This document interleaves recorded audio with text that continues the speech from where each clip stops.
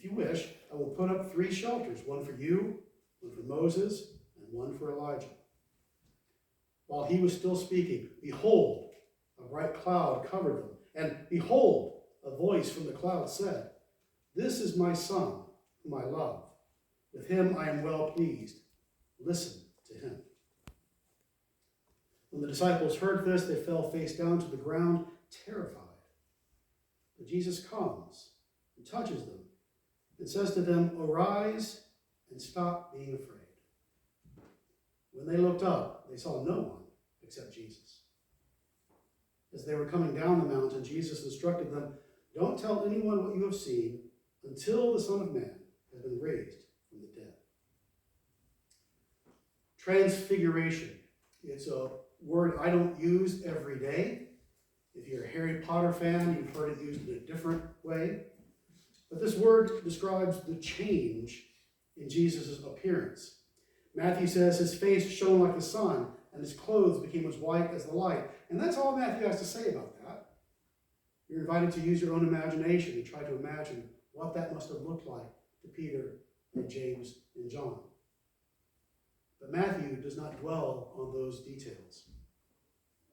Matthew just says he led them up a high mountain. So not a slope, not that hill in Galilee where he preached that famous sermon. Matthew doesn't even say where this happened at all. But some think it happened on a place called Mount Tabor in Israel. Now, this is a picture I took when Melissa and I were there in 2023. So just to the left of center in the background, that dome-shaped hill that you see in the background, just to the left of center, that's Mount Tabor in Israel. And that's where some people say this is where it happened. If you've ever crossed Mount Afton on I-64 or 250 or the Blue Ridge Parkway, that gives you an idea of what kind of a hill we're talking about. Mount Afton and Mount Tabor in Israel are almost exactly the same elevation above sea level. So that gives you an idea about what kind of a hill or mountain we're talking about. But let's go back to this for a moment. Jesus' appearance changed.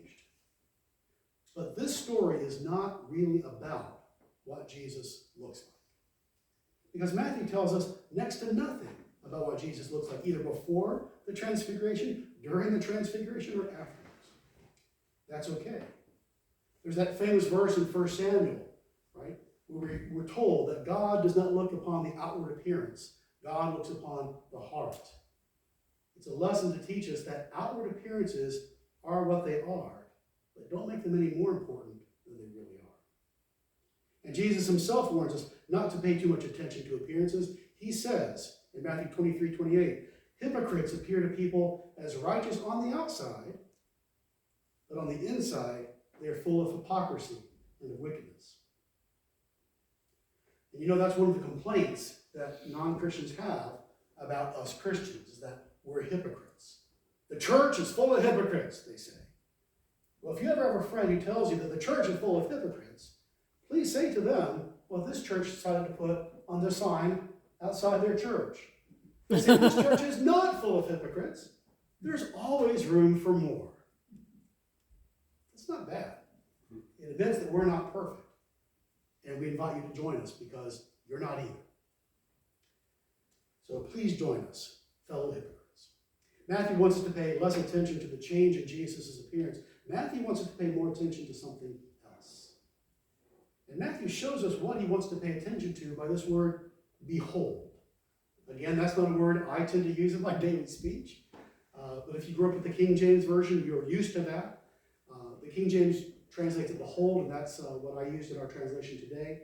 More modern translations decide to use different words because sometimes behold does sound weird, right? Maybe it's not the word that comes to our mind. Some of you remember Pastor Grady Nutt.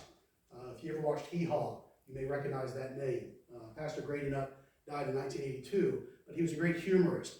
And he says sometimes behold just won't cut it. Right? He says you stub your toe on one of your kids' toys in the dark. Behold is not the word that comes to mind. He says you bang your thumb in the car door, you don't say verily, verily.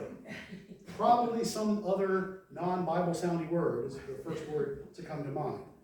But in this story, Matthew uses this word behold, and he uses it not just once, but 3 times. Now, of our authors in the New Testament, Matthew uses the word behold more than anybody else. And one reason may have been Matthew likes his Old Testament, and we see that word a lot in the Old Testament.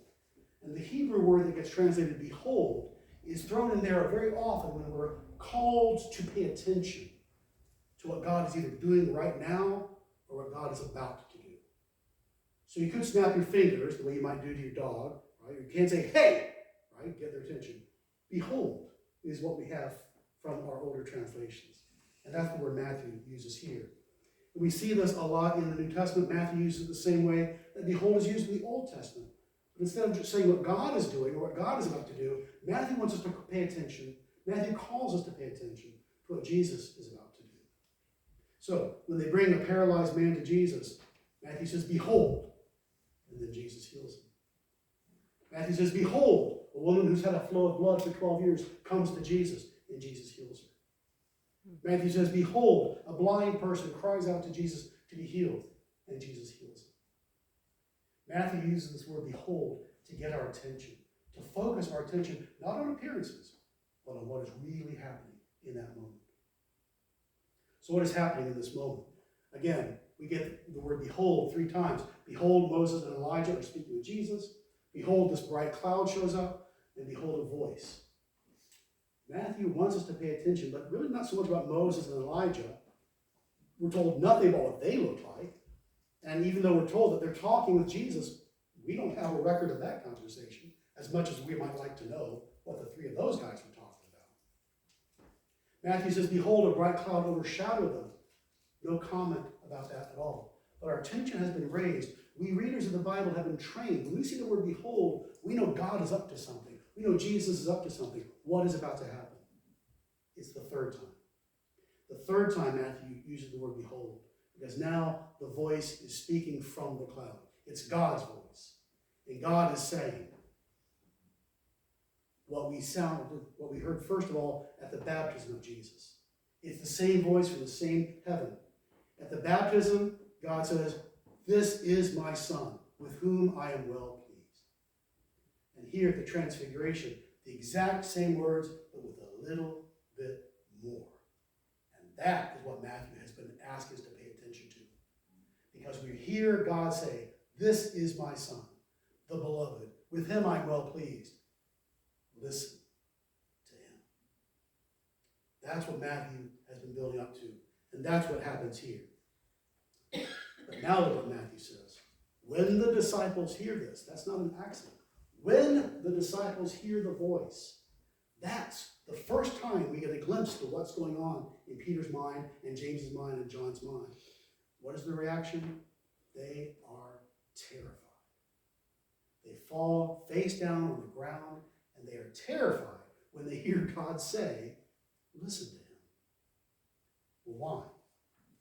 Well, because they're being honest with themselves. They know they haven't been listening to Jesus. In just the last chapter, Peter had confessed that Jesus is the Messiah, the Christ, the Son of the living God. You may remember the story. Right after that, Jesus tells the disciples that he is soon going to be betrayed and he's going to be killed. And what is Peter's reaction? No, that's not going to happen. You see, Peter is not listening. He's not paying attention to what Jesus is saying. He's sticking with his own ideas. He says, that's not what a Messiah does. That's not what a Christ does. My idea of the Son of God has nothing to do with what you're talking about, Jesus. And Jesus says, well, then you need to get in line. You need to change your thoughts and start thinking the way that God thinks. Listen to what I'm telling you, Peter. Pay attention to what I'm telling you, Peter. Listen. Are we listening? God says, this is my Son. Listen to him. Listen to Jesus.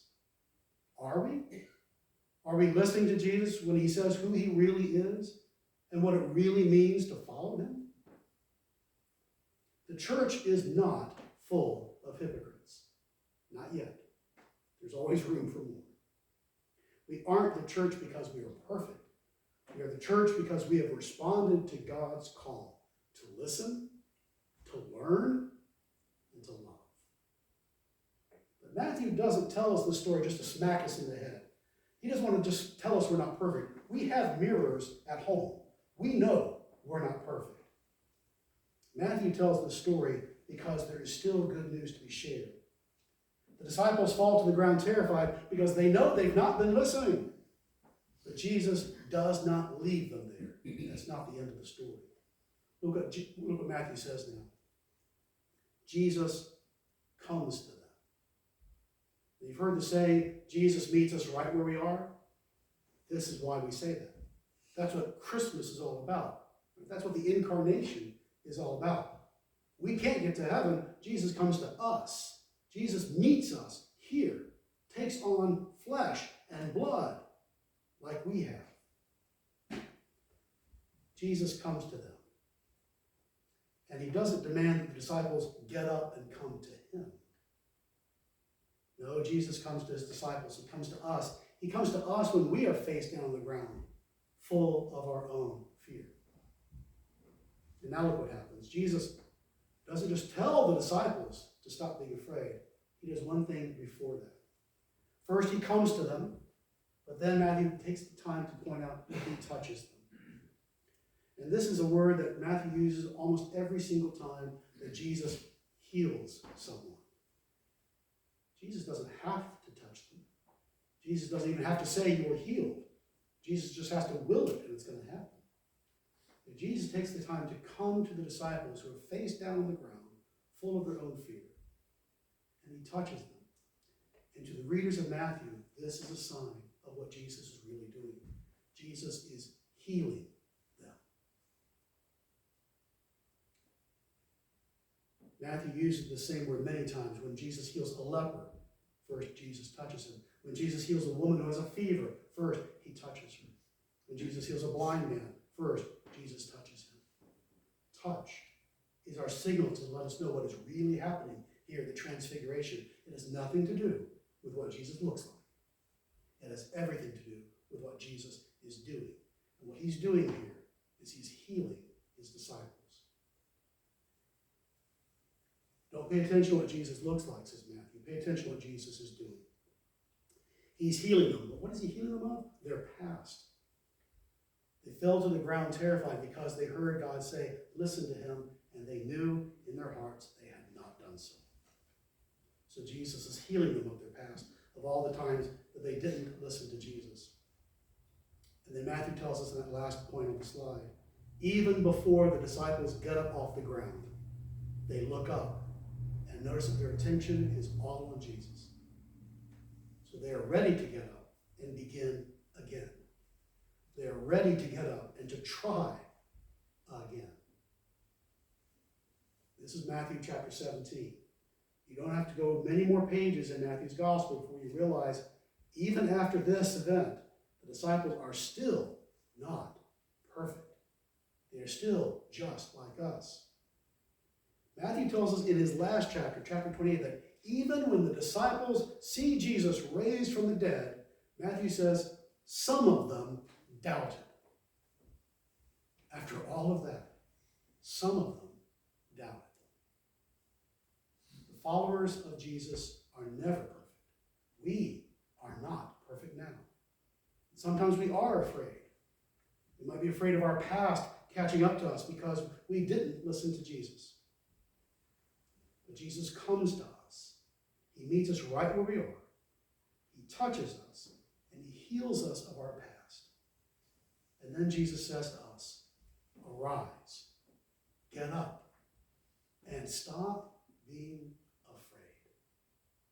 Be ready to get up and try again. Thanks be to God. Let us pray.